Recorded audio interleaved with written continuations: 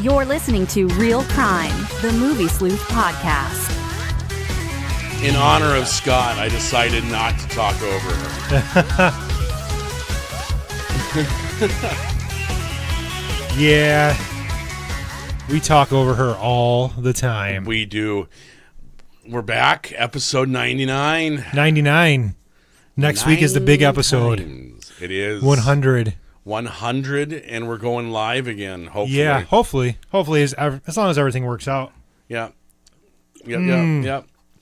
So, yeah, we've been celebrating the month of Halloween for all of October. This is our third horror show in a row. It is. Well, it feels like four, because right before this, we did Halloween. Yeah. No, we did Friday the 13th. Friday the 13th, yeah. We finished that up. So this is our fourth.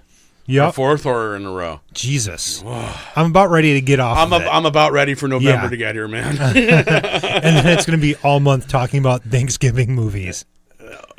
Can you Both of them? Can you spend a month talking about Thanksgiving movies? Are there enough of them? I don't know. I don't think know. there is. I think there's a Charlie Brown special and a horror movie. Yeah. I think that about covers Thanksgiving in cinema. You know, it's always something. So anyways, we've got me, Chris George, here tonight. Trevor is here, and our good friend Matt DePlank, correct? DePlank. DePlank. Think pirates. Pirates. Yeah, walk the plank. Okay, all right. Walk the plank. Yeah. All right. So we're going to be talking about vampires tonight. We are. Yeah. We want to suck your something. Something. We are not sure what. But anyways, first up, our sponsors. We got to mention the Flint Institute of Arts, as usual, every week. Definitely get out there. They've got their film series going again, so make sure to get out to Flint for that. And then, of course, the wonderful projectorscreen.com. For all your wonderful Can't projector say needs. enough. Yep. And then, of course, Cellarman's. In 2 days, they have their third anniversary party, and then on the 31st, we're going to have their big old Halloween party. Mm-hmm. So that'll be pretty awesome. Yeah, we got to go down there for that. We do. I think I'm going to try to drag the wife down. Yeah. Yeah. Let her be my designated driver. Have you been there, Matt? No, in fact, there's probably been a handful of shows that like my friends' bands have played there. Yeah. And I always want to go and check it out, but as it happens, I have like no social life right now. So It's understandable. It's definitely something that I've been meaning to get around to and going and checking out, but I It is so worth it just for the booze. Yeah, that's kind of like the prime motivator. Yeah. They make good stuff. And everything's very, very clean. Yeah, very clean, as they have explained to us. Yes. Numerous times. But no, it's really good. The meat is really good. They put a nice sound system in there, a nice stage. Pretty cool place. Yeah, Scott won't shut up about how big that stage is. Yeah, it's pretty huge. All right, so in news this week, Aquaman is being released early in China. They're saying it's going to get out 2 weeks before the U.S., and then a week after that, it's going to be hitting all the foreign markets. Yep. So everybody else is getting Aquaman before us. Which is a nice change, honestly. It's about time somebody gets this shit first. I'm just kind of wondering what's going to happen, because China's pretty notorious for piracy. So yeah. I'm thinking it's going to be on the torrents like long before it hits the U.S. I don't think that's going to drastically affect the ticket sales, though. Probably not, because most of those early torrents suck. They're hideous. It looks like a visual, like, just from what I've seen. I've only, I think, caught the preview once, but it looks like a total like jack off session, like visually. Like, oh yeah. It'll huge. Be, there will be the sperm flying through the theater. Rainbow sperm. Rainbow sperm, exactly. Wow. Because everybody loves Jason Momoa. I'm kind of excited. Chris will be in the front, making sure he gets on the screen. Yes. In other comic book movie news, Venom, that utter shit sack of a movie, won its second weekend at the domestic box office. Yeah. I don't get it. It's just like Suicide Squad all over again. It is. I mean, Suicide Squad actually, I think, had more redeeming qualities than Venom. But maybe. Not much. Not much more. I don't know. mean, Tom Hardy is pretty much the redeeming qualities of Venom. Everything else is a shitstorm. So, did you go see it yet or no? Yes. You did? I did. I made that gigantic mistake. I was pissed that I paid to see it. The wife wanted to go. She's like, "Oh, come on, we'll go see it." I'm like, "Fine." Yeah, I almost fell asleep a couple times. I left hating men more than I already do. Like, seriously, if there was one more pussy joke in that movie, I was going to punch something. Yeah, it was just, I don't know. There was just nothing to it. And it did. It felt like a comic book movie from the 90s. It did. It did. The and it even visuals, had the same everything. special effects. Yeah. It did. Other comic book news. God, we just can't get away from this shit. Iron Fist has been canceled at Netflix. Which is a shame. It finally was picking up. This last season was really solid. Had a good bad guy. Had great supporting cast. But like one of our commenters on the page said, the lead, is so boring that he can't carry the show. I watched like the first 2 episodes and just stopped. Yeah, a lot of people watched the first 2 episodes and just stopped because he is boring. Yep. Like, if you can't get behind the main character, it's done. There's nothing to latch onto. Yeah, and I mean, the side characters are amazing in it, but maybe they'll get their own show. Who knows? And then in other news, More comic book news? No. Star Wars? No. It's at least Star Wars are comic book movies. Universal Soldier is being remade, but it's not necessarily going to be a remake. They're reimagining it. So it's not going to be like the same story, a new concept. And instead of having 2, like the first had Dolph Lundgren and Jean-Claude, it's going to be 1. Oh. So what is there? Is there no antagonist, or I don't know. And the first one had a lot more than 2. Oh yeah, it was like a whole 9. crew of them. Yeah, a whole platoon. So that's Matt's face is just like whatever. Yeah, I mean, look, I've never seen I've never watched an episode of Iron Fist. Venom is, I think it's something I'm completely apathetic. So I'm just sitting here quiet, But then like Universal Soldier, I've probably seen about 500 times. Yeah. When I was like a teenager, if I haven't seen it in years, so I don't know how I would feel about it, like rewatching it. But it held up. Yeah, I imagine I would still get it. I've always liked Dolph Lundgren's character, Sergeant Andrew Scott. Yeah. What? I can't hear you. Yeah, so It's a cool movie. It is. It's kind of like when I watch Universal Soldier, it's kind of like that callback to like a thing that just doesn't exist anymore. Yeah. Like good, like hardcore action from the Just 90s. straight up action. Yeah. Like you don't get that shit I feel anymore. like that whole kind of era died along with like as Schwarzenegger and Stallone and Van Damme and all those guys started getting old and you weren't able to buy into it as much. That whole genre kind of just took a nosedive. I think it all ended when they started sexually harassing and raping women. That's pretty much when that whole thing stopped. Yeah.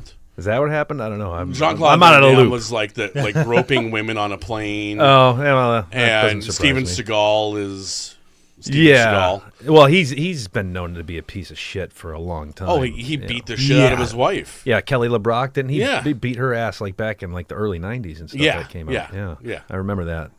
I remember being like, how could you beat Kelly LeBrock? Like everybody's weird science crush, you know? Yeah, he can't beat up people in real life, so he has to take it out on stuntmen and women, I guess. Apparently.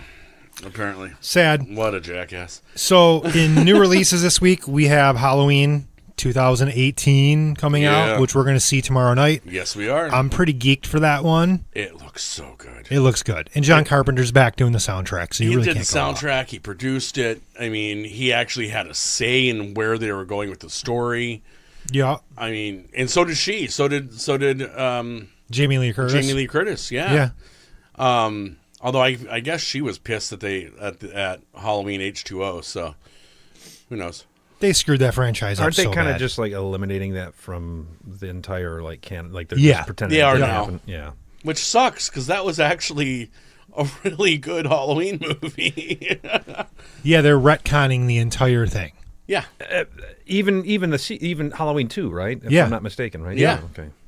Yeah, so everything is gone. Past Halloween 1, it's all gone now. Yeah. Anything that John Carpenter didn't touch. Yeah. Is not there anymore. Yeah. Very odd. I always liked 2. I like 2. Just, I mean, if nothing else, for the hot tub scene. Yeah, I don't know. I think there was a kid that got hit by an ambulance that was pretty sweet too. That one was awesome. That one was awesome. Yeah. But that was when she became his sister, though, too, right? Yes. In that two? was when they made it where she was part of the... Well, no, they made her part of the family in the first one. Did they? Yeah. Yeah. And that's why... I can't remember. It's been so long since I've seen it now. Yeah. I'm going to try to squeeze it in late tonight or tomorrow before we go see the new one. Oh, okay. So, right on. So suggested viewings this week. For myself, I've been watching The Haunting of Hill House on Netflix. Yeah. It's actually really cool. It's total reimagining of it. There's a lot of time jumping going on. It takes place during numerous time periods. Oh, that's cool. It's really cool. It's all of one family. I keep saying tonight. God damn it, stop it. Henry Thomas plays the dad in it, but they have Timothy Hutton playing older dad. Oh, that's interesting. They look so much alike, and their mannerisms are so similar. That part's really cool too. But the story is very modern. The haunting aspect of it is really neat. The visuals are not standard jump scares, things like that. It's a really good watch. I'm almost all the way through. I'm on like episode 8 right now. So right on. I want to finish it. I got to finish it and want to write a review of it. I just didn't get time to do it today. So, Matt. I'm sitting here thinking, as you were talking, I'm thinking, I know I just watched something like 2 nights ago that I was all like gung-ho over. And then I remember thinking like, I should be, because I knew I was coming on here and I was like, I should be watching a vampire movie, but I opted for something else instead. And for the love of God, I can't freaking remember what the hell it was. This is what happens with, like, I'm working, like I said, insane hours and stuff. So like one day bleeds into the next. The last thing that I saw, it's not going to be news to anyone else, but for folks like me who are like behind on everything, I watched Train to Busan recently. So if anybody hasn't seen it, which I don't imagine that many people that are listening to this haven't, but yeah. It's a great movie. Yeah. I was very impressed. Yeah. I'm gonna go. It came out last year. Rashida Jones did a documentary about her dad last year called Quincy. It's on Netflix. Mm-hmm. Just debuted a couple weeks ago. I was so into the Halloween kick of things that I didn't bother bringing it up on previous episodes. Absolutely spectacular, amazing. It like following his career and seeing just how much of an influence he had on everything. Oh, yeah. Is mind-blowing. Like, that Quincy Jones is like the Thriller guy. Yeah, he's a legend in his own right. On the top of that, he was everybody's producer. Mm-hmm. Everybody. If they had a hit in the 60s, 70s, or 80s, and most of the 90s, odds are it's like a 33% chance that he was the producer on the album. And it's just amazing. And it's cool to see who he is now. And it's a lot of time, like personal time with him in it. And it was just kind of cool to get to see who the man actually is. I didn't know that he was such a heavy drinker. Me either. So when I watched this, and he constantly has a drink in his hand. Yeah, he's like basically in the hospital in a diabetic coma, and they really kind of say, you need to quit this shit. Yeah. That he caused his diabetes by the drinking is kind of what I picked up from it, correct? That's what it seemed like, yeah. Yeah. Yeah. But very interesting film. It was. And I liked seeing his relationships with his family. And how he interacts with all of them. Yeah. And with everybody. It was interesting seeing him interact with everybody he interacted with in during the course of it. Well, it's kind of almost like he has like this face on when he's like out in the public with other people that are famous, and then when he's at home, he's like a totally different person. He's just a normal guy that just wants to hang around the house and relax, and It was pretty interesting. It was. I really liked that one. So, vampires. Ah. Do they all sound like that? No. It's too bad. That's just too bad. I don't know. I think if they all sounded like Bela Lugosi, that would start getting old. Probably 1940. What makes a good vampire movie? There's so much that goes into them, as far as I'm concerned. That there's several different vampire tropes. There's the vampire hunter movies, so like Vampires and Dracula. What was it? 2009 or 1999 or whatever it was, that had Johnny Lee Miller and a few. Oh yeah. There's that trope where it follows the vampire hunters and it's about vampires being beasts and making them scary. There's the romantic vampire trope, the Interview with the Vampires, Bram Stoker's Dracula was Bram Stoker's Dracula romantic. has a little bit of that. And Twilight. I mean, I hate including Twilight in talking about vampires because they're not fucking vampires, but They're not. They're like pop culture vampires. There's something. And then there's the Dracula stories, which are basically their own thing. Yeah. And then there's just the random weird vampire movies like Near Dark and all those that are spectacularly written. And you get really different insight into what it is, to what the whole thing is. I like how the whole thing has been spun out into all these different things lately. Mm-hmm. You know, the whole Let the Right One In. Oh. You know, there's all these different little subgenres hitting. Even the original now. of Let the Right One In. That was the original. Let Me In is the American. Yeah. That's right. Never saw that one. It was okay. Yeah, Hit Girl rubs me the wrong way. I don't know. I didn't. Grace Moretz is one of those actresses that either you love her or hate her. And it wasn't even. It's just like the instant remake just to get rid of the subtitles seems kind of just. I don't know. I just saw the movie. I don't need to watch the remake 2 years later.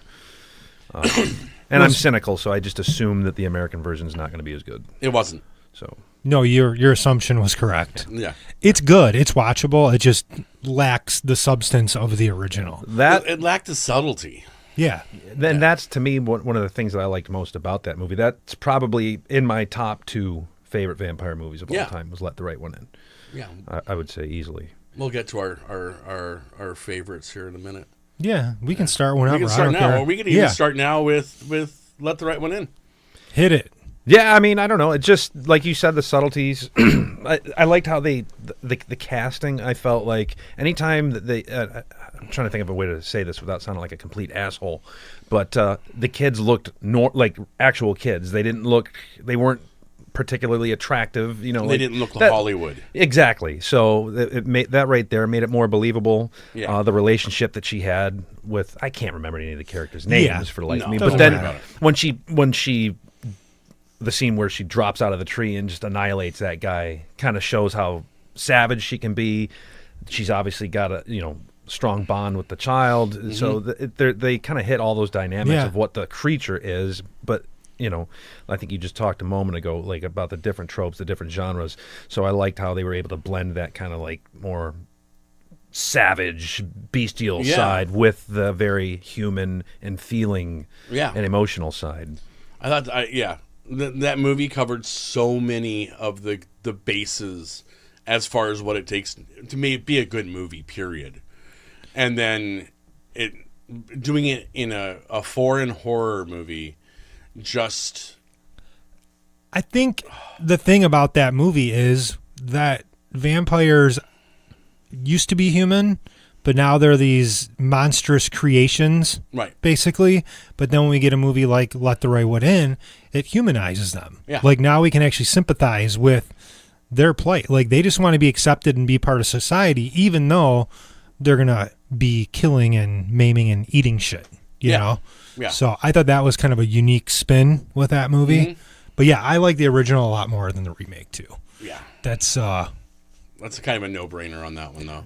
Well, I think the thing with subtitles too is like something about it connects you more with the movie for some reason, and then when you take the subtitles out, it changes the whole context of what the movie was originally supposed to be. And I mean, I wonder, like, if you speak, it was Norwegian, right? I think, or Swedish. I think it was Swedish. Yeah, I want to say. I think it was Swedish. So I mean, if you're Swedish, you're not watching it with subtitles. No, that's true. No, but I get what you're saying though, because to me, I mean, back like years and years ago when I was, dumber, I used to get annoyed by subtitles because it's kind of distracting. I can't watch the movie and then read at the same time because I'm freaking dumb or whatever. And then now I feel like, I don't know if it's me getting used to playing like more cinematic and realistic video games to where I'm used to like reading subtitles. I feel like it makes me pay more attention to what the dialogue is and what's being said. You know what I mean? So just to me, it actually adds something to it. So it adds extra texture to it. It can. Because I always like my wife's always like, you're crazy watching all these movies with subtitles. I'm like, I like them more. I like foreign horror way more in general than I like domestic horror because I think foreign markets do a lot of different, more creative things with horror than we do here. Here it's always mainly about killing shit in marketing, you know? Yeah. It's not as contrived. Yeah, that makes sense. Totally. My issue has been finding ones that I actually find scary outside of the U.S. market. Yeah. Because like the Korean and Japanese movies bore me to tears. They're too long sometimes. There's just nothing scary. Like I don't find creepy girls crawling out of TV scary. Like I thought the Ring and that whole thing was that got dull. old really quick too. Yeah, there was The Ring and then there was The Grudge and then I forgot what was what and I didn't care anymore. Yeah, they all just started to blend into each other. Yeah, well, because they were all the same freaking movie. Yeah. Creepy little girls. Oh no.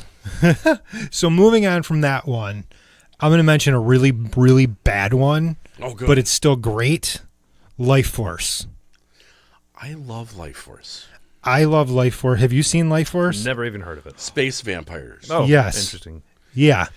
Nope. It's so funny. I just gave it a rewatch last week. It's all over the place. Oh, they basically discover space vampires. They bring them down to Earth. And then next thing you know... In their crystal coffins.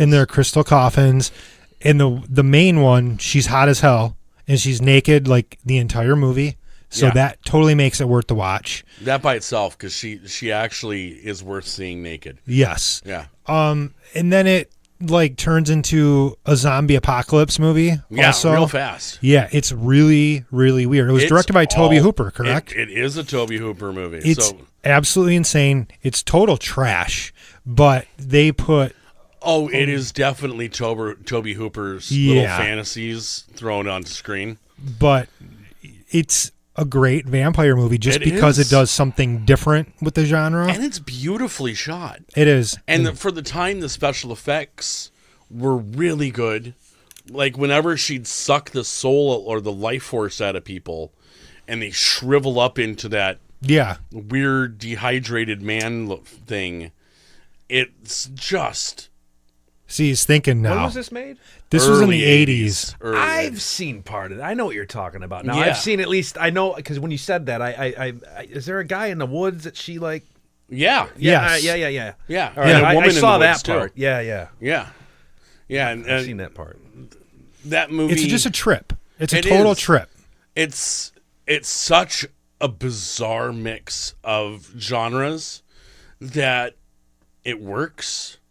Which is really weird. It shouldn't work. Zombie apocalypse, space vampire, sci-fi movie is not like the pitch line that I can see giving a studio going into wanting to make a movie, you know. And frickin' Tobe Hooper did it, you know. Like how did he sell them? Because that could not have been a cheap movie either. No, not at all. And I think the production budget was pretty large for the time. It had to be. Looking at the effects and the set pieces, that was not a cheap because even the space stuff, like onboard the space shuttle, it looks phenomenal. It looks like it's space. Yeah. And it has that sense of weightlessness and constant motion that's unnerving in it, especially since they're surrounded by bat monsters, you know, that are dead. But such a weird movie. But it's so great. But it is great. I watched it again last year. I'm like, Forgot how awesome this shit is. It's on Prime. Is it? And one night, I insomnia hit me like a freight train. And I'm laying in bed. My wife's passed out. And I'm like, there's got to be something to fucking watch. I'm like, Life Force. Fuck yes. Okay, here we go. And unfortunately, it didn't work its magic. I didn't fall asleep. So I ended up staying awake for the whole damn thing. But it's what happens. I was entertained.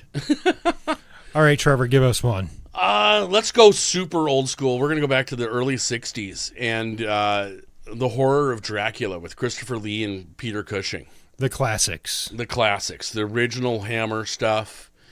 It is so low budget for the time, but they were so well connected with all the other production houses in England that the set pieces are astonishingly beautiful. The costumes are perfect. Like, everything is dead on late Victorian era. It's Christopher Lee as Dracula. I mean, how can you freaking go wrong? Did they there? like borrow shit from other movies though? Yeah. Oh yeah. Like, if you pay attention, you'll see some wax museum costumes in there, and it's a lot of stolen stuff or borrowed. Christopher Lee as Dracula is my favorite Dracula, period. Bar none. Nobody comes close. He had a sense of gravitas to his performance. And even in the real ones he didn't want to do anymore. So like by the mid 70s, he's like, I'm fucking done playing Dracula. Quit asking me. He got typecast totally. He didn't. I mean, while he was doing it, he was still Scaramanga in James Bond. I mean, he was still doing a ton of other good stuff. But Hammer kept going, we'll give you more money than you deserve to do these movies. And he's like, all right, cool. If I'm half the production cost, it's a I'll do it.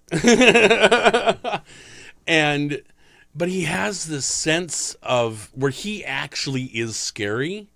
And then whenever he's trying to be human and mysterious and all that stuff, he is.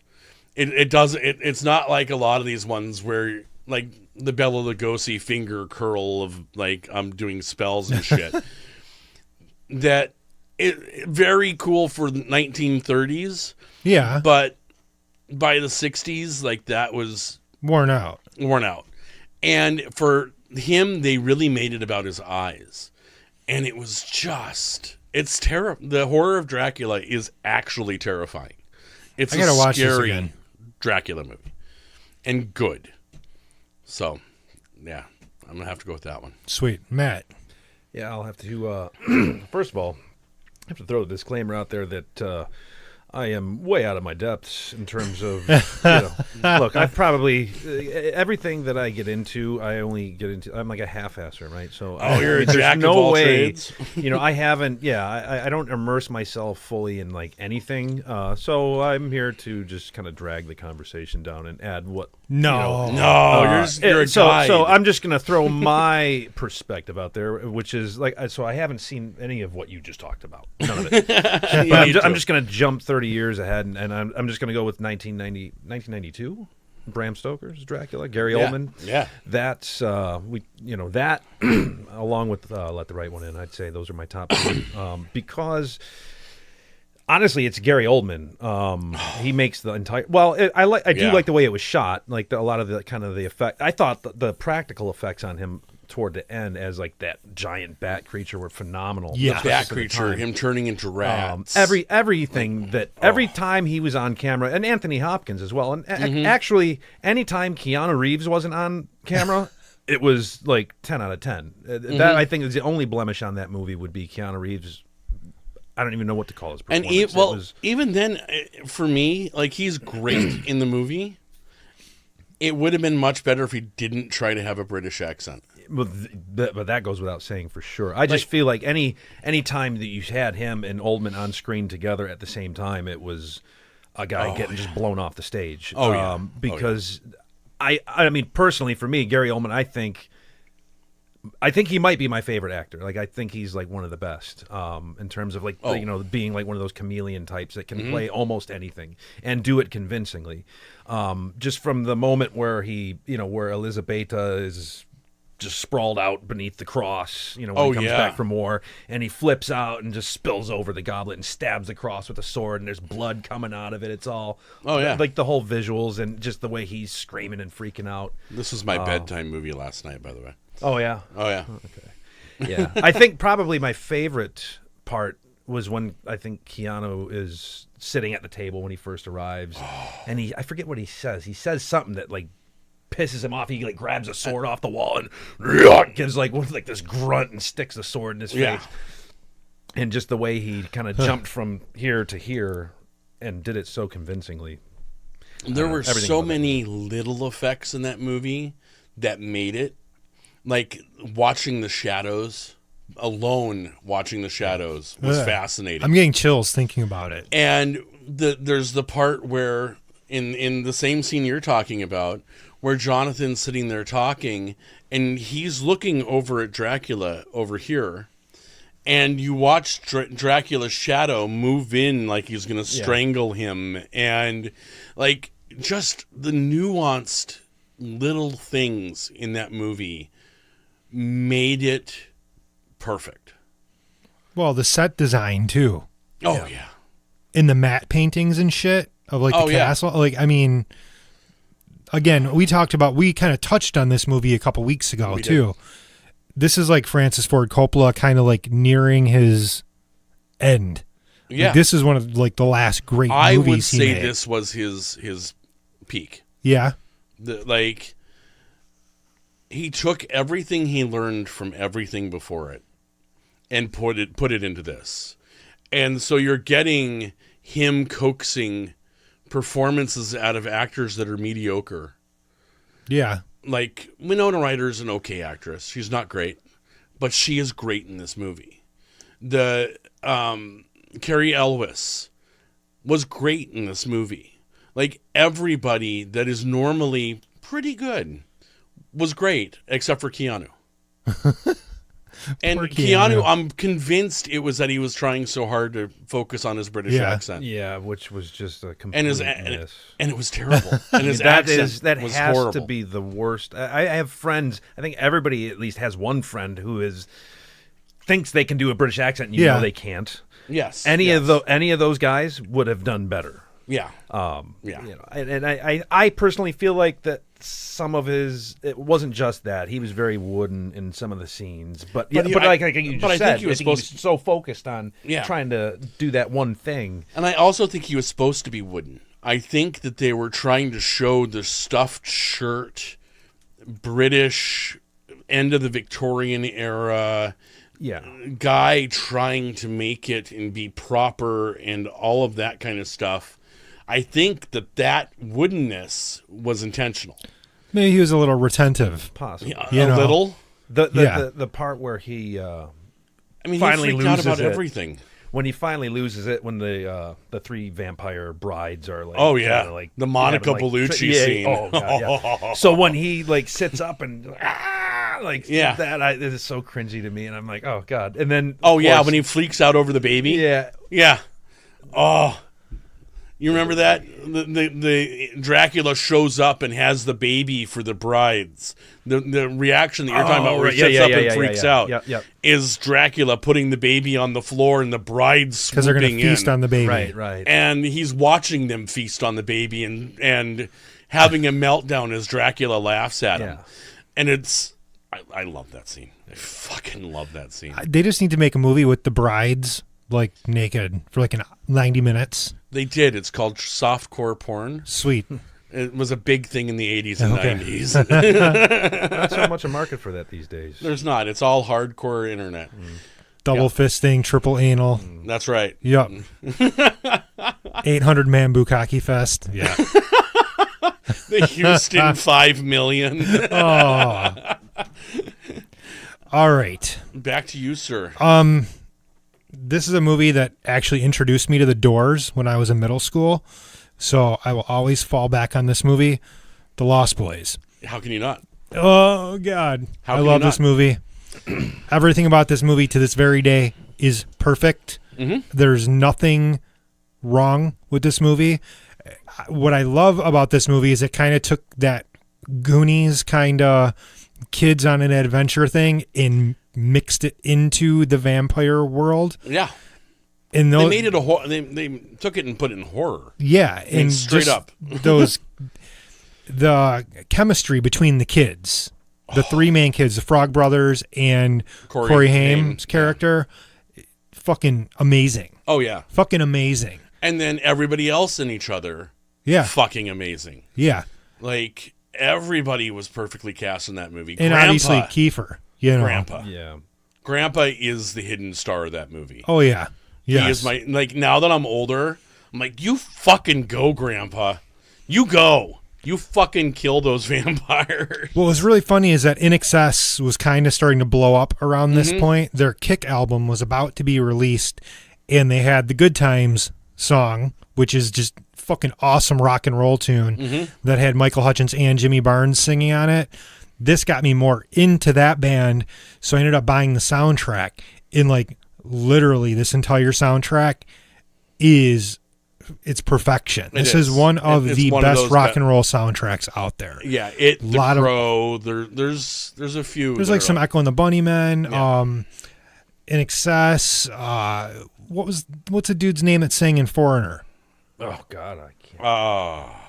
But he had a song on there called "Say Hello to the Night." Yeah, there's tons of shit on there. Hello to the Night. Yeah, is one of my favorite movie soundtrack pieces ever. And then Cry Little Sister. Oh, yeah, which has been covered by umpteen million times by this point. Oh yeah, yeah. So this is one of those movies I watch all the time. Yep, I watch it far too regularly. Yeah. Although, so everybody listening, if you get the chance, every year, beginning of June, in Santa Cruz, California, where they filmed the movie, the boardwalk that from the movie is the Santa Cruz Beach Boardwalk. And every year in June, for the entire summer, they do free movies on the beach. And they have a giant inflatable projector screen out there, and they show movies. The first movie every year is Lost Boys. And it's such a fucking trip to sit on that beach and watch the movie, and you'll see little things from the park while you're watching. Remind you of it. And you can turn your shoulder and look at it. That's pretty cool. So there's the in the movie they show the cars that run on the cables over the top of everything, and they have the one caveman riding in it. Yeah. Yeah, he's still there. And you can turn and see him on one of the cars doing it. You can see everything is still there. And it's fucking spectacular. And it's free. I remember the first time I saw this, we saw it in the theaters, and there's that long shot where they're coming up to the car that they're having sex in, and the vampire he's having sex, she's reading comics. Yeah, and they drop down on the car. Yeah. That shot blew me away. Oh, that was amazing. I remember thinking, how the fuck did they do that? How did they do that? Going back again to the practical effects and how much scarier it is without CGI and all that shit. And that scene with them dangling off the bridge. Oh, yeah. Dude, it's just awesome when they just drop down into the fog. I think I was 6 years old when I saw that movie. Wow. Not too long after it came out. And I think that was the first movie. Well, I don't even think I watched it the whole way through because I think it scared the shit out of me. I was 6. So as soon as Kiefer Sutherland started freaking out, and, I think that was the first movie that actually gave me nightmares. Really? Yeah. That wow. Was actually, and of course, that's always an important one. Yeah, it sticks with me for nostalgic reasons, just on that alone. But not that it needs it. It's a great movie. Period. Yeah. And it's one that they don't make anything like it anymore. No. And they tried to make sequels to this. I saw that on. They made 2. Yeah. What is it? Was it called Blood Brothers or something? It was The Tribe, Lost Boys, The Tribe, and then there was a third one. That was mostly about Edgar Frog going to save his brother Edgar, who was now the leader of the vampires. It was just brutal. Yeah, they were horrible movies. And Corey Feldman acts about as well in that as he did in Dream a Little Dream. I think I've only ever seen that movie one time. My cousin loved that movie. She was like, "Oh, we gotta watch Dream a Little." No, I'll pass. I'll pass On Michael Jackson, Corey Feldman. Thank you. I'll watch The Lost Boys again. Thank you. Yeah, right. Thank you. Or The Goonies. You know, we can go Goonies if we want other Feldman. It was Sunday. I was hanging out with the kids, and I was like, my youngest girls have never seen the Goonies. I'm like, we should go watch the Goonies. And they're like, no, we don't want to watch a movie right now. I'm like, blasphemy. I'm not even going to start talking about it because I don't want to we'll get sidetracked. On the Goonies? If we go into Goonies? Yeah. Oh, yeah, that one. We could do a whole podcast on the Goonies. I could easily do 2 hours on the Goonies. Yeah. Alone. All right, Matt, you're up. What's another one? Actually, it's me. Oh, is it you? It is me. Thank you for trying to skip me, though, asshole. Damn it. Jesus fucking Christ. We bring him back from the dead for this fucking episode, and now he's fucking skipping me. I see how it fucking is. I'm going to go original old school. Nosferatu, 1920, whatever. The Max Schreck. The originator. The original vampire movie. That is still one of the creepiest movies ever made. It's still, the effects still work, which is really uncomfortable to see. That you're sitting there watching it going, this movie was made in the 20s, and the effects look as good as a lot of the stuff now. His Baron, or Count Orloff, is one of the creepiest vampires of all time. That shot in Dracula that I was talking about with the hands and the choking and stuff is actually directly stolen from Nosferatu, from the original one. It really is the lifeblood of this whole genre, because it was the first one. It was one of the first ones. They did make vampire movies before this, but this was the first one to attempt to tell the story of Dracula. But unfortunately, it was done so close to the time period of Bram being alive that they couldn't get the rights to it. And so they kind of went like... skirted around. Yeah, and they kind of fucked with it. And we're like, all right, well, if we can't do handsome, beautiful Dracula, we're going to do... nasty ass. Creepy rat-like Count Orloff. And the movie production itself was just filled with issues. Well, they were trying to do a visual effects work before shit even existed. Well, that and Max Schreck was a fucking weirdo. The guy who played him. I can't remember the name of the movie, but anytime that you cast Willem Dafoe... Shadow of the Vampire. Shadow of the Vampire. Anytime you cast Willem Dafoe to play your lead actor, you know that dude was off. Yeah.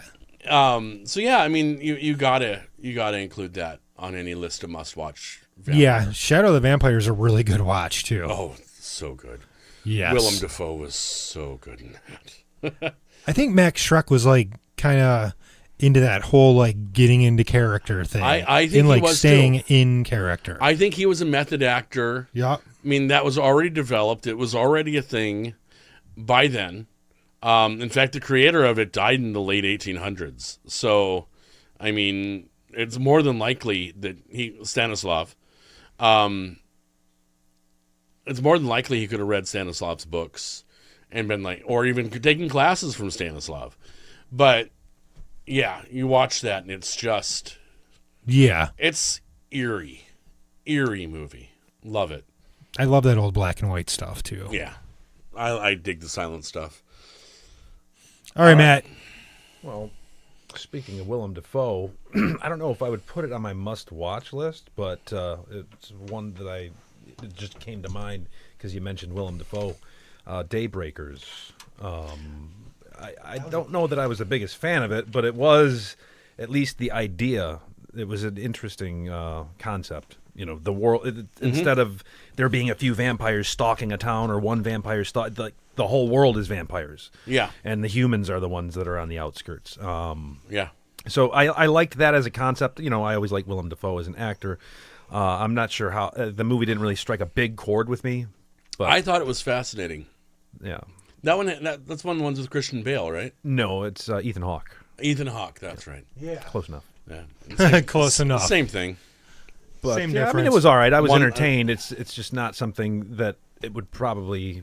I'm not going to watch it like 50 times over, but I liked it enough. Yeah, I mean, I think I've seen that one 5-6 times. It's the premise is cool. It's different, movie. Right. Yeah. you know. I don't know about the execution.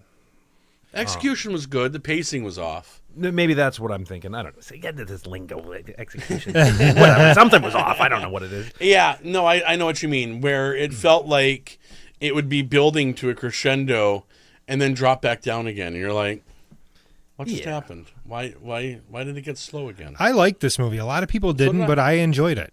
I thought it was interesting. I don't know how much I actually cared about any of the characters, to be honest. Maybe Ethan Hawke's character a little bit. I wasn't super moved, but again, I only mentioned it because you mentioned Willem Dafoe, and I was like, hey, there's a movie that's not exactly like maybe not everyone's seen, you know. Yeah, I think now at this point, most people probably haven't seen it. Daybreakers. Yeah, I mean it was kind of a niche film that came out, did okay, and then faded into obscurity. So by now, yeah, I mean that's a great suggestion. It's one that I think a lot of people in our audience won't have seen. Yeah, I'm gonna go with a comic book movie. Blade. Yeah. Or one or two. You know what? Honestly, I love all three of these movies. Thank God somebody else doesn't. A lot of people three. bash on 3. I think 3 is just the response to we need to do something different with it, so we're going to bring these other characters in and change it up a little bit. And Ryan Reynolds was fucking great in 3. Ryan Reynolds was great. Jessica Biel. Oh, I like watching her do physical things. I just like watching her do anything. She's a great actress. She is a really good actress. A lot of people don't give her credit, but after seeing her on The Sinner, season 1, if you guys have not seen that show, season 1, you have to see it because she is amazing in that show. But anyways, going back to Blade, I just remember Blade coming out and, you know, it was kind of almost the beginning of the whole comic book movie craze. This was one of the first ones. And that opening sequence, I could put that opening sequence on right now and watch it like 5 times. The bloodbath scene is amazing. It's just that movie was so out of left field. Wasn't a popular comic book character. Not at all. Wasn't a property that anybody gave a shit about. New Line was still kind of niche. Like, they do the teenage boy action movies, you know? Like Mortal Kombats and that kind of shit. And, I mean, besides the obvious horror. Right. And then this felt like a response to The Crow and Spawn, that they're like, oh, we can do a dark superhero movie too. And it was a hell of a lot better than Spawn and came close to being as good as The Crow.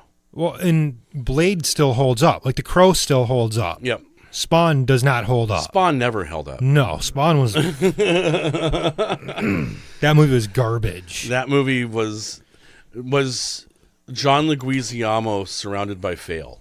Yeah. Because he was great. He's been surrounded by that a few times. He has.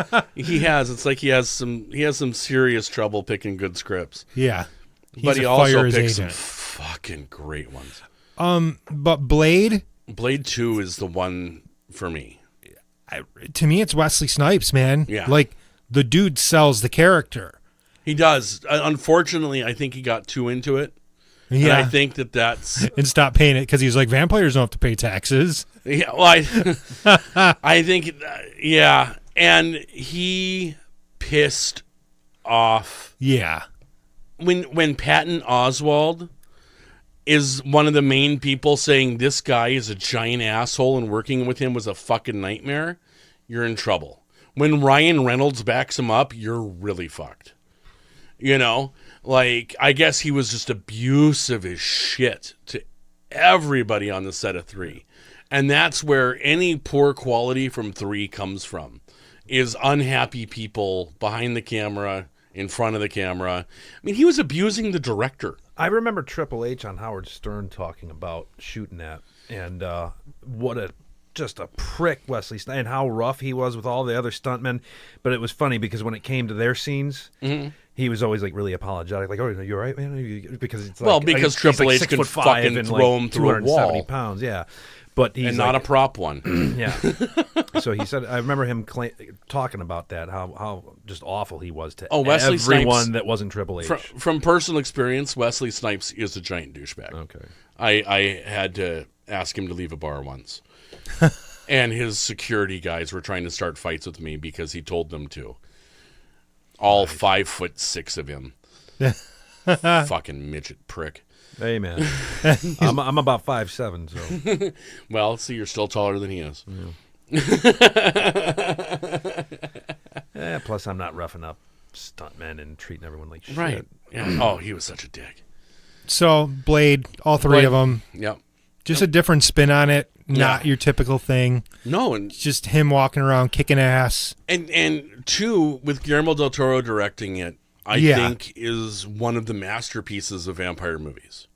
And it just had a different tone to it than the first one did. You can definitely tell it's a Guillermo del Toro movie. Yeah, it was beautiful. Which obviously led to Hellboy then, too. Yeah, so exactly. Oh, man, how weird do I want to get? You're pretty fucking weird. In general. I'm going to go mid-70s blaxploitation. Blackula. Blackula and Scream, Blackula, Scream.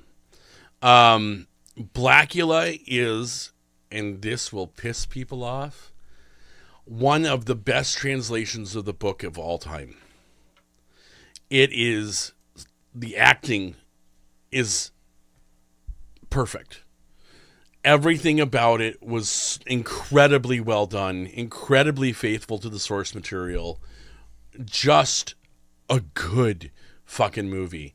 And actually scary. And it's really interesting because it's blaxploitation, it's kind of gotten thrown to the background. And this one shouldn't be. It is such a solid movie, and I can't believe that Chris just ran out of the room. It's one of those movies that most people haven't seen because they just think it looks silly. And it's a shame. Like, we learned about this in one of my film classes, that this was one of the better vampire movies ever made. I don't even know how to expound on it. Yeah, you're gonna have to, because I don't know shit about that movie. Like, nobody the name rings a bell, but like, again, that, what am I doing here? You're doing great. I'm not a movie buff. You don't have to be a movie buff. All you have to do is be a guy that watches movies from time to time. That's me. And has strong opinions about But now things. I know I got shit that I can watch. You do. So. And you're next. Yep. Well, that being the case, I guess I could talk about 30 Days a Night for a little bit. 30 Days a Night. That's one where I felt like we're talking about like concepts. Obviously, that's a good concept. You know, Yeah. It's nighttime for 30 days, right? But I don't. What was it? Anchorage? Is that where it's supposed to take place? Or I think so. I forget. Somewhere in Alaska. Somewhere in Alaska, where it's night for a month straight. So Yeah. the concept right out of the gate is pretty sweet. I know, if I'm not mistaken, that was based off a comic book It was. as well, right? It was. It's one that Steve Niles wrote it. I don't think I knew that prior to watching the movie. Yeah. But yeah, I think I probably wish I did like it a lot. I think I might have liked it more. If I could nitpick a couple things, but I'm not going to get into that. I thought that the vampires themselves, just how vicious. Oh yeah. And like, I like how they looked like they had rows of teeth. Yeah, they looked like like sharks or something. Yeah, they were really nasty. There was no none of that we talked about, like the different tropes and stuff. You mentioned like there's the romantic type, like the Brad Pitt, Tom Cruise, or Gary Oldman or whatever, and then there's like the more ferocious type. This is definitely more of that alley, the monster. But then I forget what's the leader's name. I don't even think they mention. They don't say his name, but in the credits, it's. Like so there's Carlos obviously or something. Yeah, there's like a culture there, though. They have a culture. There's something ancient, about it, but they're very. It's more like I think it's more akin to. I don't know. I don't want to say like a zombie flick. But it really kind of is because they're boarding themselves up in the attics and trying to hide. It's that vibe. Yeah, but obviously vampires just by their nature in any you take your pick. They're always more vicious or more dangerous and lethal than zombies. Well, yeah, because they can think. And I think what one of the scenes that stood out to me or that caught me off guard was when they're trying to get away in the Jeep. And all of a sudden it stops, and the guy lifts the fucking thing up in the air. It's like, holy shit! Like, it was evident that they were strong, but then they really pushed that point home with that scene. Yeah. But yeah, I did like that one a lot. The only nitpicks that I would have, I think some of the actors, maybe some of the vampires were a little.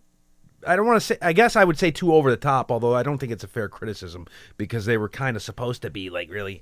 I don't know. There was the one guy that was walking around. And I was like, "Oh, calm down."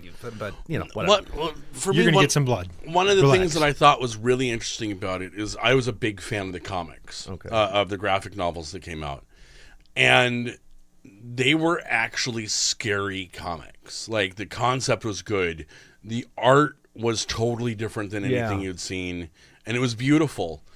And so I went in hoping that they would capture that. And the first time the guy's face changes in the jail cell, in the beginning, with the first vampire that gets to town, and he does that, and his eyes go to little black slits, and his mouth opens up, and everything contorts inwards. I was like, oh my fucking God, it looks like the comic. And it was cool because like that scene, he didn't even kind of know what was happening to him. What Josh Hartnett was kind of looking at him like, what the fuck is happening? They looked sweet. I'll give them that. They did. I think the only other nitpick I have to say was the head punch. Oh, yeah. That was kind of... That was cheesy. You've been a vampire for 10 minutes, dude. You're punching a hole through the leader's head. Sure. But he was already a badass before. Yeah, I guess so. And just made him more badass. Yeah. Turned him into Rambo. That's a really cool movie, though. It is. That's a great pick, actually. It is. It's totally fucking different. It is. And, yeah, I have no argument with that one. And see, I like that, like with the zombie genre and the vampire genre and all these. I like when they bring out stuff that's different, so it's not always Dracula. It's not always, The Walking Dead. Fuck that show. Fuck The Walking Dead. Yeah. Right. Okay, I'm not starting. Ass. Don't get me started. You're not going to get an argument from me. I'm going to go with another 80s one. Okay. Fright Night.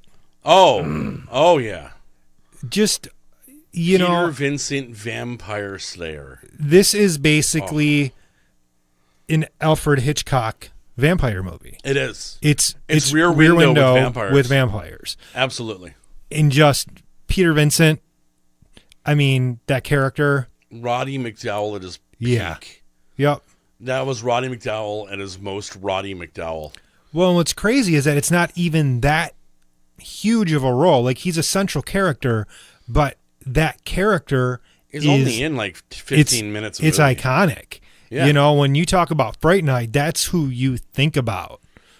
Well, him and Evil Ed. Yeah. What was the main character? Charlie Brewster. Charlie Brewster. You're so cool, Brewster. This is a fun movie. Same as like what we were talking about earlier. It has that kind of adventure element to it. This movie's been actually, I think, kind of remade a couple times. I mean, they remade Fright Night as Fright Night, but Disturbia with Shia LaBeouf is very much the same movie.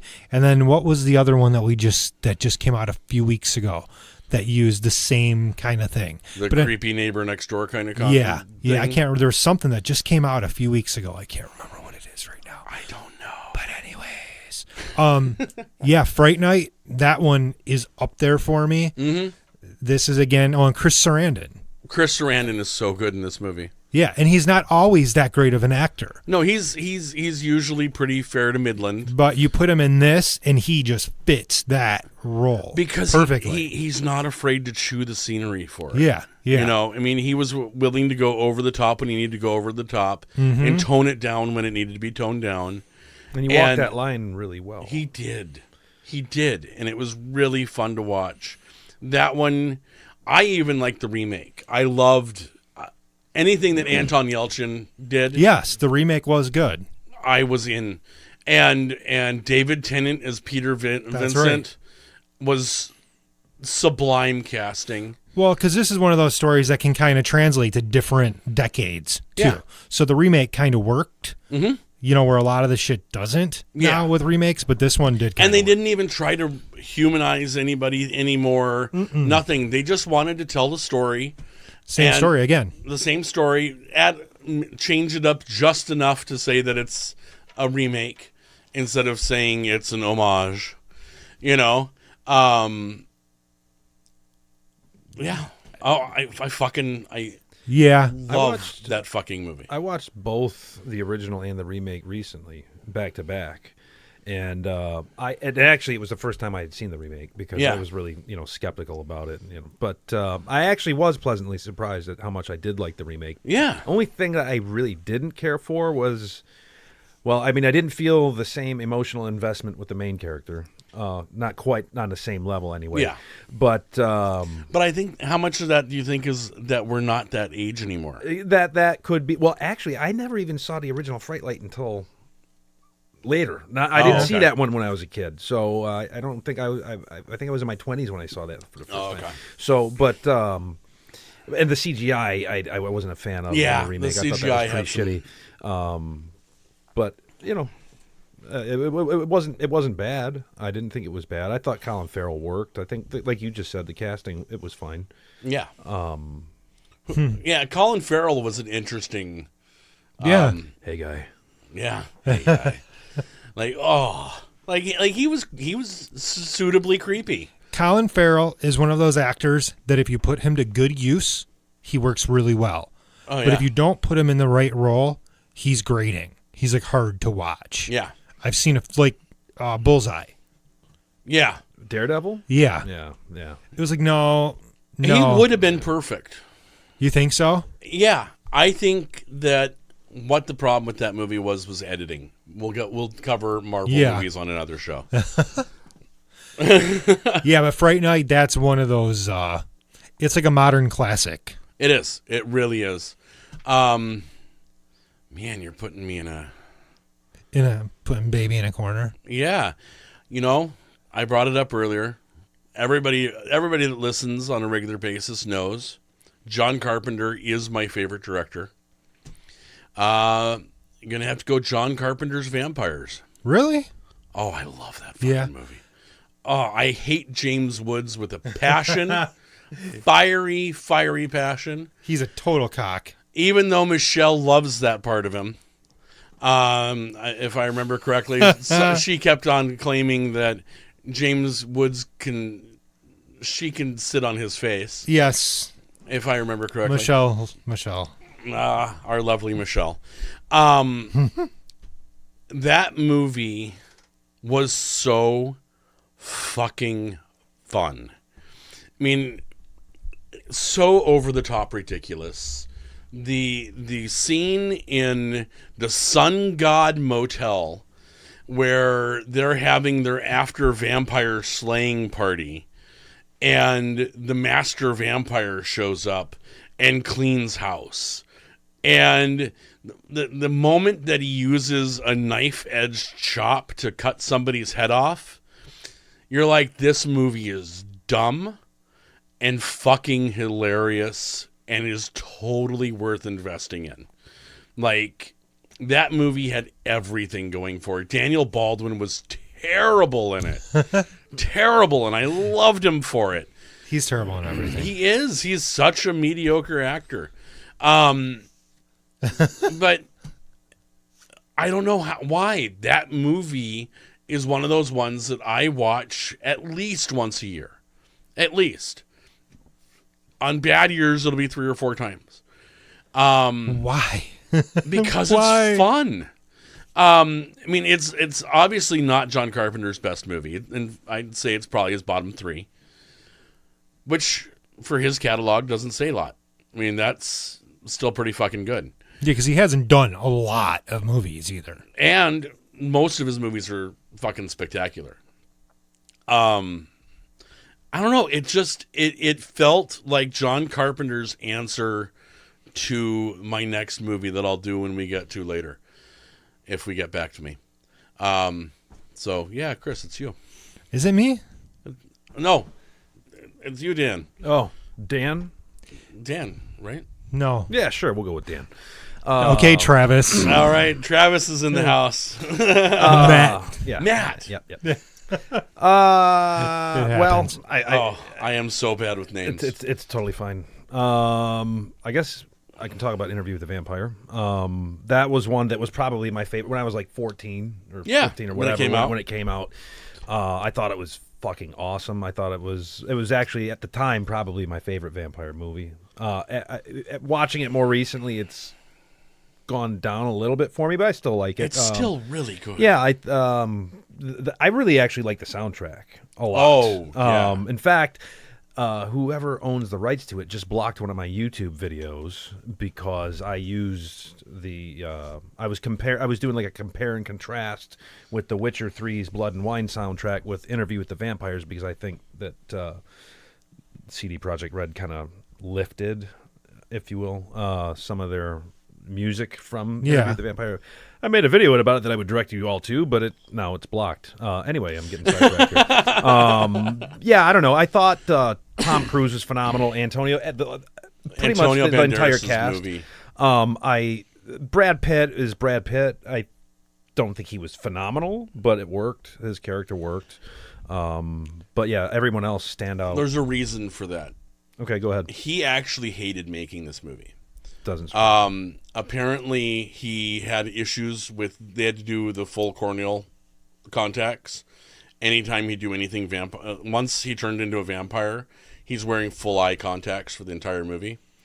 And apparently he would be stuck with them in for like 12 hours. And so he was constantly in pain. He didn't see the sun for 9 months of shooting. He was always fucking only up at night because that's when they were shooting. Yeah. He was just fucking miserable making that movie. They approached him afterwards to say, we want to make more of these. We think this is going to do really good. And he said, you'll have to find a new Louis. He's like, I can't do another one of these. That was too much. So that's where you get his performance from. His anger stuff in that movie was spectacular. He was so good at being mad in that movie and angsty. But whenever the rest of him in that movie was kind of like, oh, dude, this is like a bad My Chemical Romance song. Yeah, that makes sense, because I remember the scene where he grabs Christian Bale and is like, Tom Cruise. Are we talking about? I was talking about Brad Pitt. Or are we talking about? No, you're talking about Brad Pitt, but you said Tom. You said when he grabs Christian Bale at the end. Do you like dying? Do you like being food for the immortals? Christian Slater.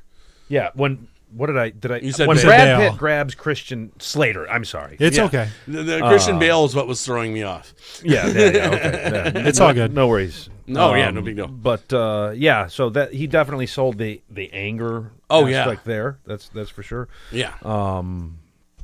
Yeah, I think I don't know. But anyway, the whole set, everything, the soundtrack, Tom Cruise, I thought was actually my favorite part. He was really, I was a huge Anne Rice fan before it came out. And I was really worried that Tom Cruise was going to be terrible as Lestat. Because, first of all, the character is 16 in the books. And is mean. Like, mean. He's a little fucking prick through the entire book. And he's got that snotty 16-year-old thing going on for an entire movie. or entire the first book at least. And so they announced Tom Cruise, and I was like, "Are you fucking sure?" Like, okay. They were cashing in on his like peak and Brad Pitt's peak at the time. Well, people tend to age up, and when it comes to film and television translations. Well, Anne Rice was pissed. She wanted to make it in the 80s. Yeah. She actually wrote the character with one actor in mind. Do either of you know? Tom Cruise. Rutger Hauer. Really? Young Rutger Hauer is supposed to be Lestat. Wow. Yeah, but was he young enough in the 80s, though? Rutger Hauer. Yeah. Yeah, because think about it. He was probably in his mid-20s in the 80s. Yeah. I mean, he was probably early 30s when he did Lady Hawk. Yeah. You know? But yeah, it was supposed to be Rutger Hauer. That movie made Antonio Banderas, or started Antonio Banderas' American career. Oh, for sure. It made vampires cool again for Well, it started the whole trend. Yeah. You know. We started getting just tons of vampire movies after that came out because everybody's like, "Ooh, vampires are sexy." And then we ended up with Twilight. So is Anne Rice to blame for Twilight? No. If you read her books, it's all bondage, S&M, with weird Christian leanings. That's an odd combo. It is. It's really interesting. It's really weird. Her later books, she has one that is literally a retelling of the New Testament, according to vampires. Oh. It's for us highly religious folk. Yeah. She's not. That's what's interesting. Oh, I know. She's not religious. I know she isn't. I thought she was. She just found it interesting. I thought she was religious. I thought she was very Christian. She's like a witch. Or like recently become very She might Christian. have recently done it. Yeah. But when she was writing this shit, no. Right. No, not when she was writing it, but I thought in recent years she become a born-again Christian, if I'm not mistaken. Wow. I could be wrong about that. I don't know, because she's still hosting one of the biggest parties in New Orleans every Halloween. But the exciting thing about Interview is that we're actually getting the Vampire Chronicles as a TV, I think Netflix or Amazon picked it up.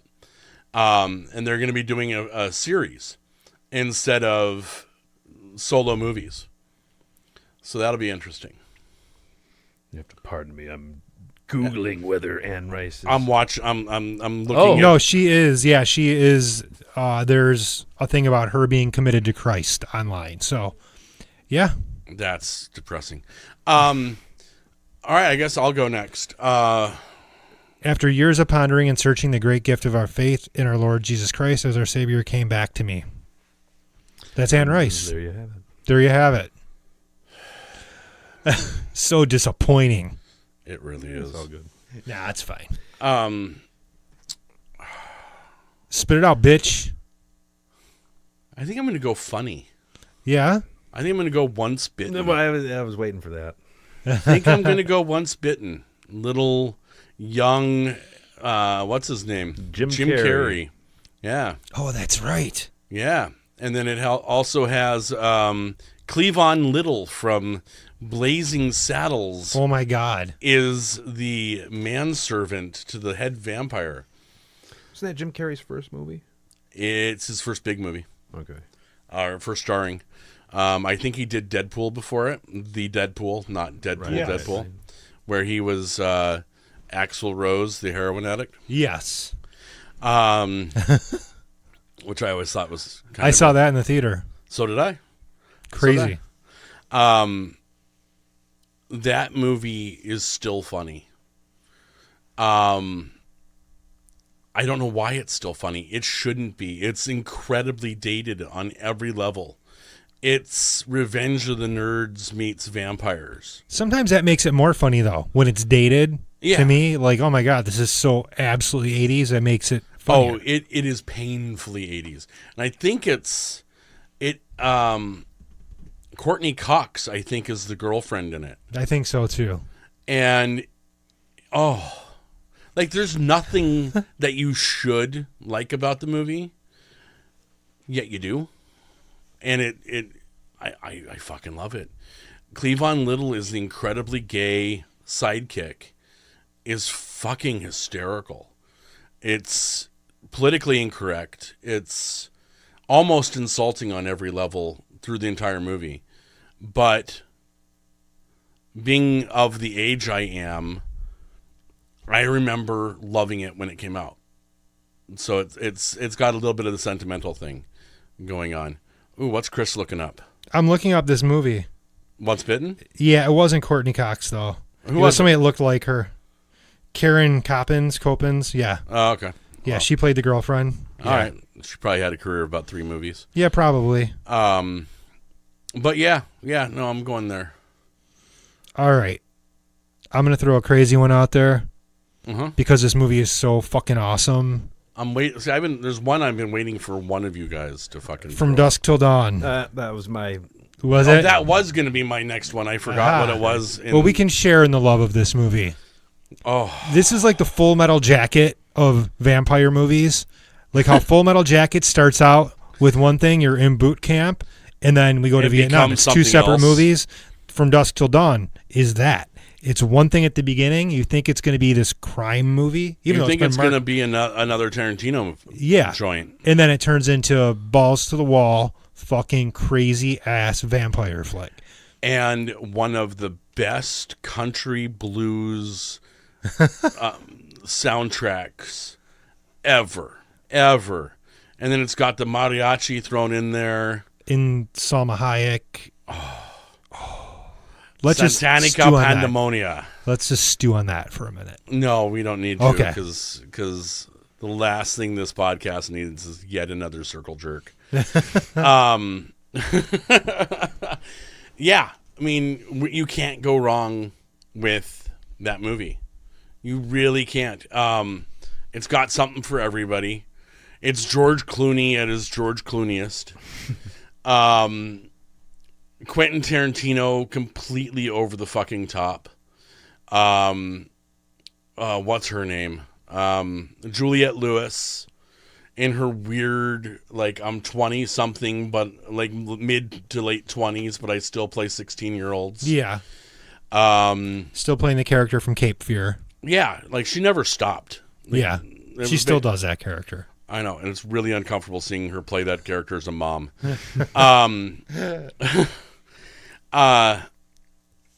And Harvey Keitel. Yeah. Holy fucking shit, Harvey Keitel in that movie. I mean... He's like potent in this movie. Oh, he is. Yeah. He is. It's him... It feels like his character from Taxi Driver, the pimp, had become a preacher and then gave it up. Yeah.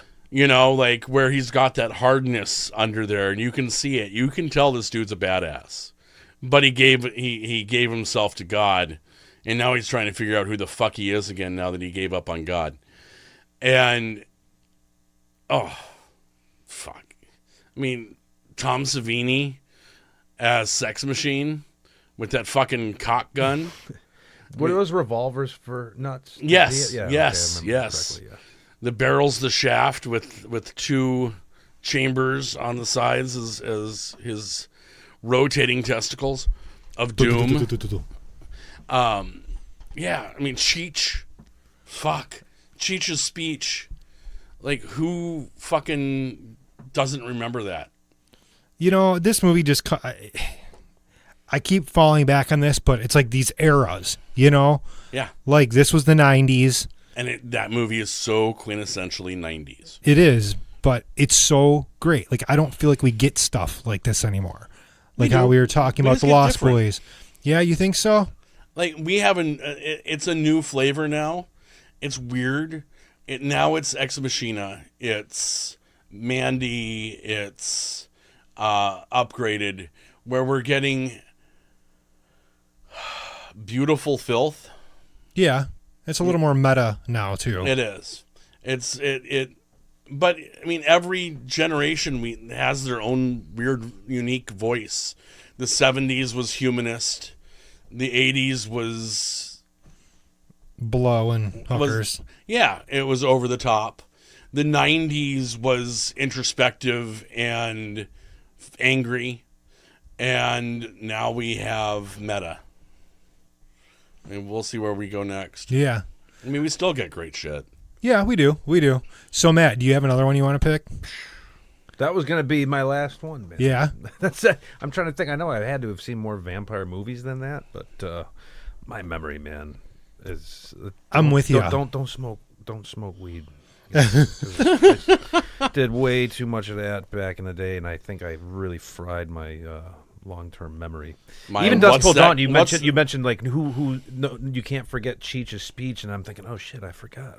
I forgot Cheech's speech. Pussy. Yeah, I completely, dude. So much of that movie even escaped. I have to go back and watch that again. I don't think I've seen it since like maybe 2003. There's 3 of them too. Yeah, I know. I'm not really too worried about the other second ones. 2 were actually pretty good, and the TV series was fucking great. Nobody fucking watched the TV series, and it was produced by Robert Rodriguez. I mean, it was fucking solid movie or series. Yeah, I love everything to do with that. Somebody mentioned Thirst. I haven't seen that. It's what I think it was. Is it Japanese? What is? I know. Yeah. Okay. Yeah. So that's one that I mean. I'm throwing it out there that I have to check out. I'm aware that I have to check it out. Yes, but I haven't seen yes, it you yet. do. It was really solid. I guess I'll take the last movie if Go ahead. you don't mind. Have at it. I don't mind. I think we're about done, or we're almost done. We're close. Yeah. Oh, wait. I have to mention this one. I'm sorry. I'm just looking at this up online. The Lair of the White Worm. If you've never seen this movie, Matt, I have such a hard time calling that a vampire movie. But at the core, it's a vampire movie. It is. Dude, the visuals in this are worth it. That was Wes Craven, right? I can't remember who did this one. But yeah, The Lair of the White Worm. Oh, it's Ken Russell. Ken Russell. Yeah. And it's a Bram Stoker story. Yeah. All right, go with your last one. So, following on that Bram Stoker nod, I'm going to go a little weird. Everybody talks about the original Bela Lugosi Dracula. What nobody knows is that at the exact same time, on the exact same sets, they made the Spanish language version of Dracula. And they would film Dracula, the American international version, during the day. And then that crew would pack up and move off set. The Spanish crew would come on and do the same movie. And how weird. Incredibly weird. And it's a better movie. It's a lot better movie. Wow. The guy who plays Dracula is passionate and has more presence than Bela Lugosi did. Bela Lugosi had that kind of dispassionate, like, stand there and wave his fingers and all eyebrow movements and focusing on his eyes. The other guy is very Latin. Like, it's a lot of arm movements. It's a lot of putting himself into it. Because it was a Latin movie, the costumes are more revealing for the women. Which is a little interesting to see at that time, at that point in time. You're seeing like deep plunging cleavage lines and more passion from the actresses. Every aspect of it was better. They even filmed it better. Like, if you carefully watch the Bram Stoker one and you look at the backgrounds on any of the outdoor scenes, you can actually see the corners of the walls that make up the woods, because the woods were just painted on a wall around the back behind the balcony. But they'll move the camera and all of a sudden you'll see the perfectly straight line of the corner of the room. And this one that you don't as often. It's just beautifully done. And it out of the two, it's the masterpiece. The Bela Lugosi one is still great, but the Spanish language one is a much better movie. And that box set that I bought, or that I got for my birthday,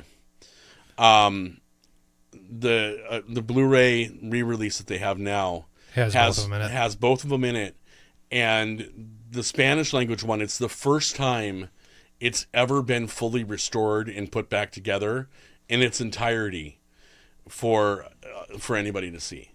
So I strongly recommend seeing it. It's so good. One thing we did not touch on, and we should have done this earlier, but Matt, I did want to ask you about your YouTube channel and what you're doing with that.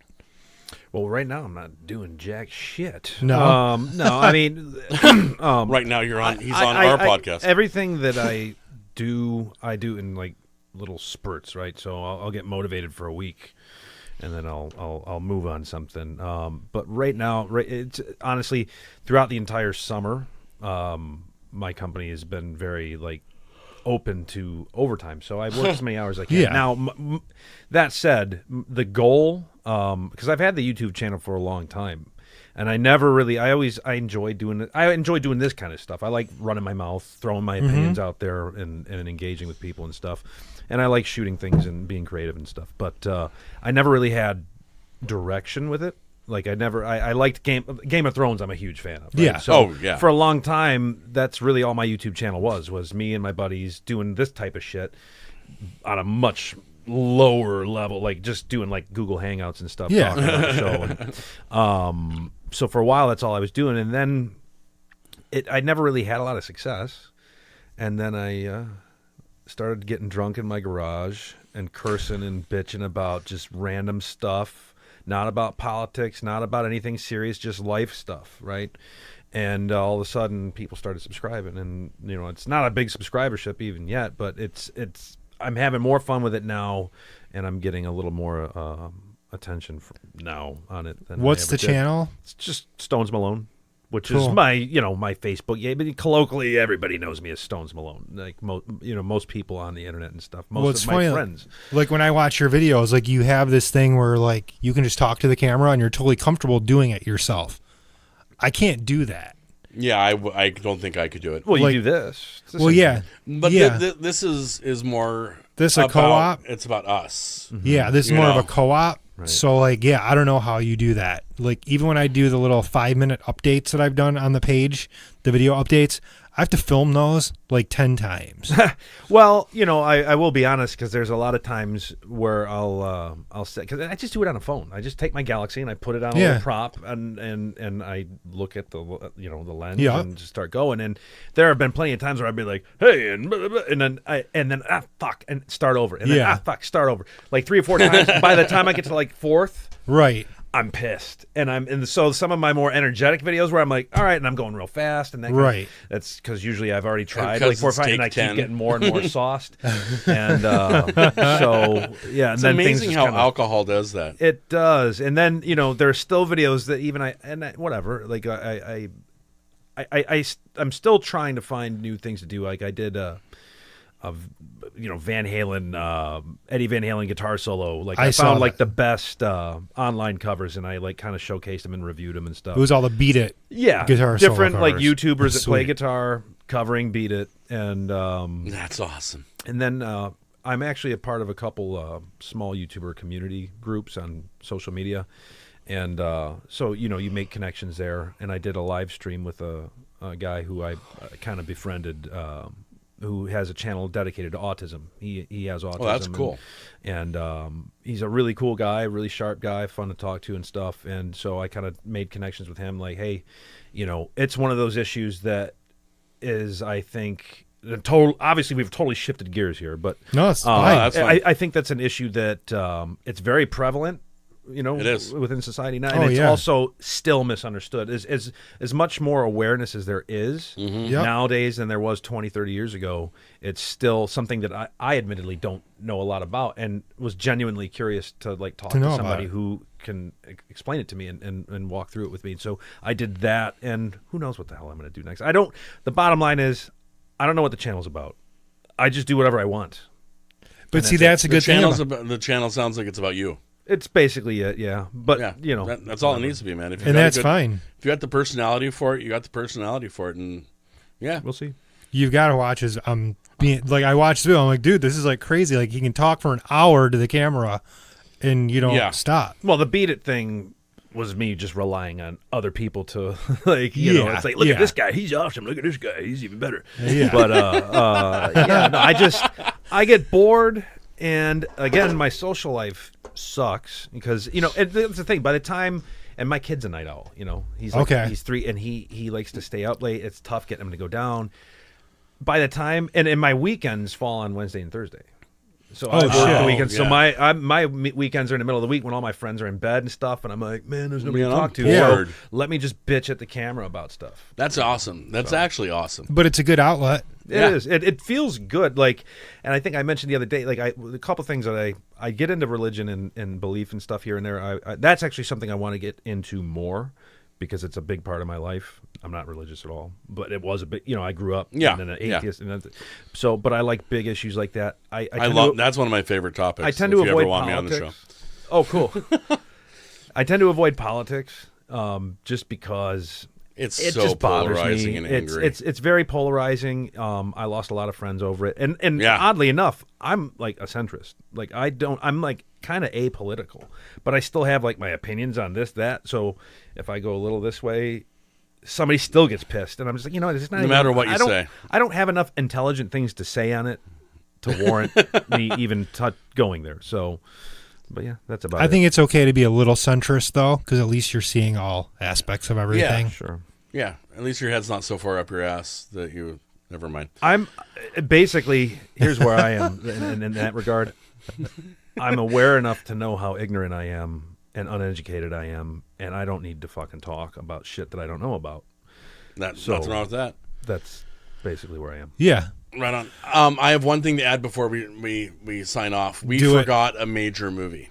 What's that? We forgot a big one. Near Dark? We forgot Near Dark. Yeah.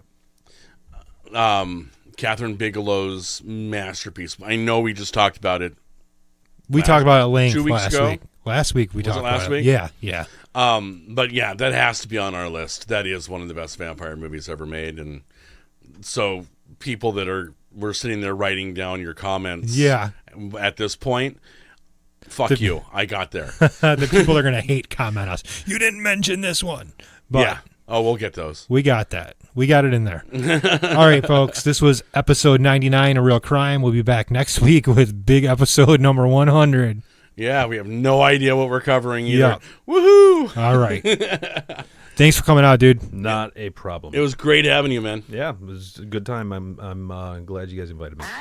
Bye. Visit us at www.themoviesleuth.com and find The Movie Sleuth on Facebook, YouTube, Twitter, and iTunes.